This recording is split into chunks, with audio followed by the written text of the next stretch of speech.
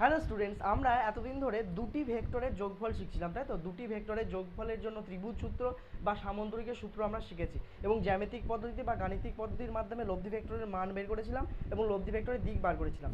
কিন্তু যদি ভেক্টরের সংখ্যা 2-এর থেকে বেশি হয়ে যায়, 3 বা ততোধিক ভেক্টর হয়ে যায়, মানে 3 বা তার থেকে বেশি সংখ্যক ভেক্টর হয়ে যায়, তখন আমরা কি করে যোগ করব?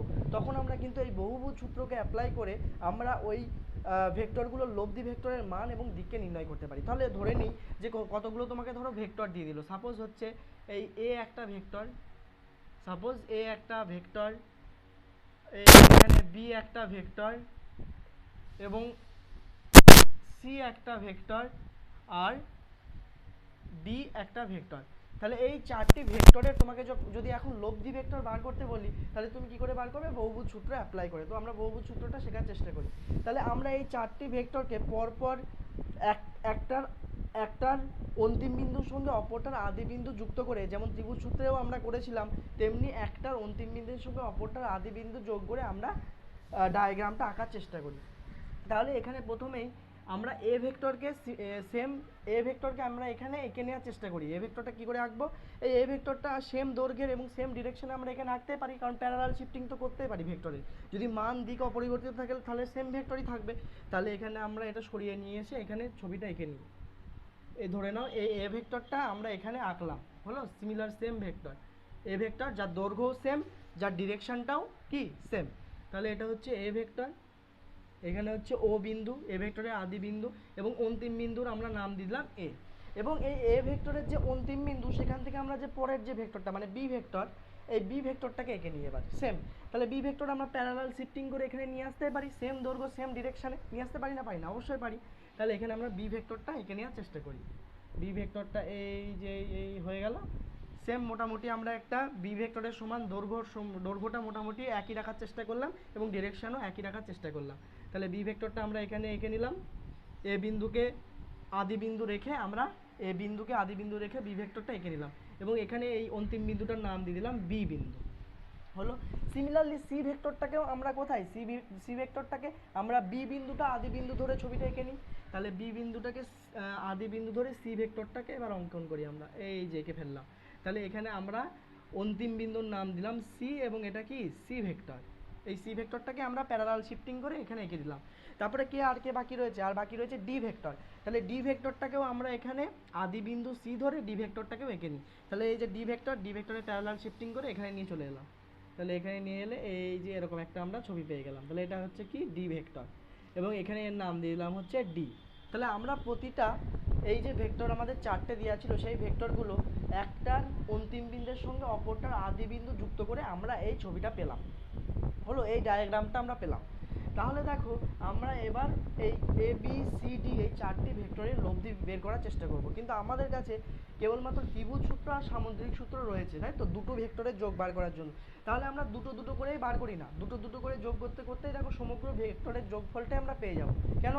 যে এই ও থেকে যদি আমরা বি বিন্দুটা যুক্ত করি, এই ও থেকে যদি আমরা ধরো এই বি বিন্দুটা যুক্ত করি, ও থেকে বি বিন্দুটা কি করলাম, এই ও থেকে বি বিন্দুটাকে যুক্ত করে দিলাম। তাহলে দেখো এই ও এ বি একটা ত্রিভুজ না? ও এ বি ত্রিভুজ, যেখানে ও এ বাহু এবং এ বি বাহু দুটি ভেক্টর পরপর দুটি ভেক্টরের মান ও দিককে নির্দেশ করছে। তাহলে নিশ্চয়ই এই ও বি বাহুটা যদি আমরা বিপরীত ক্রমে নিই ত্রিভুজের সূত্র অনুযায়ী, তাহলে এই এ ভেক্টর এবং বি ভেক্টরের লব্ধির মান ও দিককে নির্দেশ করবে। তাহলে এটা আমি বিপরীত ক্রমে নিয়ে নিলাম। তাহলে এখানটা আমি কি পেলাম, যে O B vector equals two ত্রিভুজ ও এ বিতে ত্রিভুজের সূত্র অ্যাপ্লাই করে আমরা পেলাম যে O B vector equals to O A vector plus হচ্ছে তোমার কি এ বি ভেক্টর। এটা আমরা এখানে ছোট্ট করে আংশিকভাবে ত্রিভুজ সূত্র অ্যাপ্লাই করলাম। আমরা আংশিকভাবে ত্রিভুজ সূত্র অ্যাপ্লাই করতে করতে আমরা কি বহুভুজ সূত্রটা পাবো, বুঝতে পেরেছো? ত্রিভুজ সূত্রটা আমরা পার্ট করে আংশিকভাবে অ্যাপ্লাই করব। তাহলে এখানে আমরা এই ও বি ভেক্টরের জায়গায় কি পেয়ে গেলাম, O A vector plus A B vector, তাই তো। আবার দেখো আমরা যদি এই সি বিন্দু আর ও বিন্দুকে যুক্ত করে দিই, সি আর কাকে, ও বিন্দুকে যুক্ত করে দিই, সি আর হচ্ছে এই ও বিন্দুকে যুক্ত করে দিই। তাহলে এখন দেখো ও বি সি এই যে ত্রিভুজ ও বি সি ত্রিভুজ, এই ত্রিভুজের দেখো ও বি একটা ভেক্টর এবং বিসি একটা ভেক্টর, যেটা ত্রিভুজের পরপর ক্রমানুসারে গৃহীত বাহুর দ্বারাই প্রকাশ করা হয়েছে। তার মানে নিশ্চয়ই ওসি যে ভেক্টরটা সেটা এই ওবি ভেক্টর এবং হচ্ছে বিসি ভেক্টরের লব্ধির মান এবং দিককে নির্দেশ করবে। তাহলে এই যে ভেক্টরটা মানে ওসি ভেক্টর যেটা, সেটা কাকে নির্দেশ করবে বলো তো? সেটা হচ্ছে ওবি ভেক্টর প্লাস বিসি ভেক্টরকে নির্দেশ করবে। আবার আমরা ওবি ভেক্টর ইকুয়ালস টু কি জানি? OA plus AB. তাহলে ডাইরেক্ট আমি কি লিখলাম? এটা সমান সমান জানি আমরা ওএ ভেক্টর প্লাস হচ্ছে এবি ভেক্টর। তাহলে এখানে আমরা লিখে দিতে পারি ডাইরেক্টলি ওবির জায়গায় আমরা ওএ প্লাস এবি লিখে দেবো। তাহলে ও এর জায়গায় আমরা ওএ ভেক্টর প্লাস হচ্ছে আমরা লিখে দেবো এবি ভেক্টর প্লাস হচ্ছে কি, এটা হচ্ছে বিসি ভেক্টর। তার মানে এদিকে হয়ে গেল হচ্ছে বিসি ভেক্টর। আবার দেখো তাহলে আমরা এই ওসি ভেক্টরের এটা পেয়ে গেলাম। ওসি ভেক্টরের ভ্যালু কি পেলাম? OA plus AB plus BC. OA এটা পেয়ে গেলাম ওএ প্লাস এবি প্লাস হচ্ছে কি বিসি ভেক্টর পেয়ে গেলাম। তাহলে এবার যদি আমরা ওডিকে যুক্ত করে দিই, এই ওডিকে যুক্ত করে দিই, তাহলে দেখো এই ওসিডি একটা ত্রিভুজ পাচ্ছি না? ওসিডি ত্রিভুজ। তাহলে এই ওসিডি ত্রিভুজে দেখো এই যে ওসি বাহু এটা একটা ভেক্টরকে নির্দেশ করছে এবং সিডি বাহু এটা একটা ভেক্টরকে নির্দেশ করছে ক্রমানুসারে। তাহলে এই ওডি বাহুটা বিপরীত ক্রমে এই ওসি ভেক্টর এবং সিডি ভেক্টরের লব্ধির মান এবং দিককে নির্দেশ করবে। এটাই তো ত্রিভুজ সূত্র থেকে শিখেছি। তাহলে ওডি ভেক্টর যেটা, সেটা কি নির্দেশ করবে? এই ওসি ভ্যালু কি? OA plus AB plus BC. তার মানে ওডি ভেক্টর ওএ প্লাস এখানে লিখে দিলাম এবি প্লাস হচ্ছে কি বিসি ভেক্টর, মানে টোটাল এই ওসি ভেক্টরটা লিখলাম প্লাস হচ্ছে সিডি ভেক্টর প্লাস হচ্ছে সিডি ভেক্টর। তার মানে আমরা ওডি ভেক্টর ইকুয়াল টু কি পেয়ে গেলাম? OA plus AB plus BC plus CD. তার মানে ওএ পেলাম, এবি পেলাম, বিসি প্লাস পেলাম প্লাস সিডি পেলাম। মানে প্রতিটা ভেক্টর আমরা মানে এ ভেক্টরকে পেলাম, বি ভেক্টরকে পেলাম, সি ভেক্টরকে পেলাম এবং ডি ভেক্টরকে পেলাম। কি পেলাম? A vector plus B vector plus C vector plus D vector. তার মানে এই যে ওডি ভেক্টরটা, এটাই এই যে ওডি ভেক্টরটা আমরা পেলাম, এই ওডি ভেক্টরটা এই A vector, B vector, C vector এবং ডি ভেক্টরের লব্ধি ভেক্টরের মান এবং দিককে নির্দেশ করবে। তার মানে ওডি ভেক্টরটাই কি কাকে নির্দেশ করবে? এই এ বি সি ডি ভেক্টরের মানের দিককে নির্দেশ করবে। তাহলে যদি একটা বহুভুজের ক্রমানুসারে মানে পরপর গৃহীত বাহুগুলোর দ্বারা কতগুলো ভেক্টরের মান ও দিককে নির্দেশ করে, তাহলে বিপরীত ক্রমে গৃহীত যে অন্তিম বাহুটা মানে যে শেষ বাহুটা থাকবে বিপরীত ক্রমে দেখো নিচ্ছি আমরা, কারণ এটা কীরকম যাচ্ছিল? এটা দেখো এরকমভাবে যাচ্ছিল, তাই তো? এটা একটা ক্রমে যাচ্ছিল, কিন্তু আমরা এই ভেক্টরটা কীরকম নিচ্ছি? এই ভেক্টরটা কিন্তু আমি এরকম নিচ্ছি না, এই ভেক্টরটা আমি এরকম নিচ্ছি, মানে উল্টো ক্রমে। তাহলে একটা বহুভুজের যদি একটা বদ্ধ বহুভুজের ক্রমানুসারে গৃহীত মানে পরপর গৃহীত বাহুগুলোর দ্বারা যদি কতগুলো ভেক্টরের মান এবং দিককে নির্দেশ করে, তাহলে বিপরীত ক্রমে গৃহীত অন্তিম যে বাহুটা মানে এই ওডিটা বিপরীত ক্রমে গৃহীত অন্তিম যে বাহুটা, সেটা ওই ভেক্টরগুলির যে লব্ধি ভেক্টর তার মান এবং দিককে নির্দেশ করবে। এটাই হচ্ছে বহুভুজ সূত্র। বুঝতে পারলে? তাহলে এটা কিন্তু আমরা কি যদি আমাদের একাধিক এরকম ভেক্টর দেওয়া থাকে, সেই ভেক্টরগুলো আমরা কি করব? স্কেলের সাহায্যে এঁকে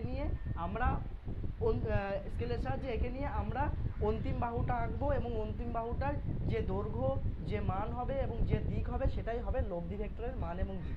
এইভাবে কিন্তু আমরা জ্যামিতিক পদ্ধতিতে কি করতে পারবো? 3 বা ততোধিক ভেক্টরের যোগফল মানে লব্ধি ভেক্টরের মান এবং দিককে খুব সহজেই নির্দেশ করতে পারবো। তো এই ছিল আমাদের কিন্তু বহুভুজ সূত্র। এবং বহুভুজ সূত্র থেকে আমরা আরও একটা জিনিস কনক্লুড করতে পারি যে দেখো আমরা এইটা এখানটায় লিখি, কি পেলাম আমরা?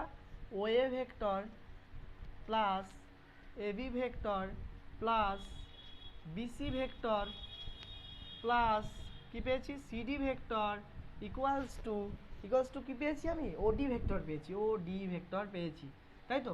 তাহলে আমরা এটা লিখতে পারি না, OA vector plus AB vector plus BC vector plus CD vector minus of OD vector equals to কি 0। এই ওডি ভেক্টরটা এদিকে নিয়ে আসলাম, তাই তো?